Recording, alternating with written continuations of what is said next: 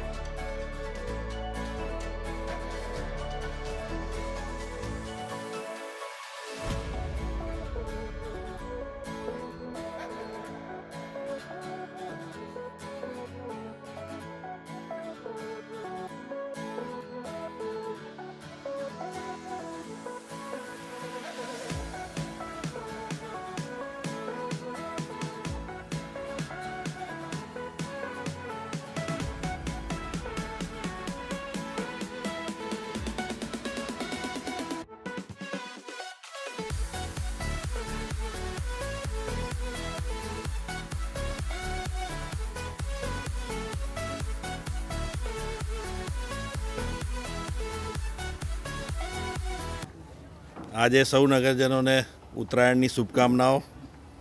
મારા નિવાસસ્થાન પર વડોદરા શહેરના પ્રમુખ માન્ય વિજયભાઈ શાહ, મારા વોર્ડના પ્રમુખ, મહામંત્રીઓ, મારા કાર્યકર્તાઓ સૌ એકત્રિત થઈ અને ઉત્તરાયણની આ મજા માણી રહ્યા છીએ। ઉત્તરાયણનો તહેવાર વડોદરા શહેર માટે એક અલગ જ તહેવાર હોય છે અને ખૂબ જ મજા માણતા હોય છે। આજે પવન પણ સારો છે અને સૌ લોકો ઉત્તરાયણની અહીંયા શુભેચ્છાઓ એકબીજાને આપી અને પતંગ ચગાવીએ છીએ। સૌ શહેરવાસીઓને ઉત્તરાયણની શુભેચ્છા। વડોદરા મહાનગરમાં ઉત્તરાયણના પર્વની વિશિષ્ટ રીતે ઉજવણી થતી હોય છે, ત્યારે બધા જ વડોદરાના નગરજનોને આ દિવસની ખૂબ ખૂબ શુભકામનાઓ આપું છું।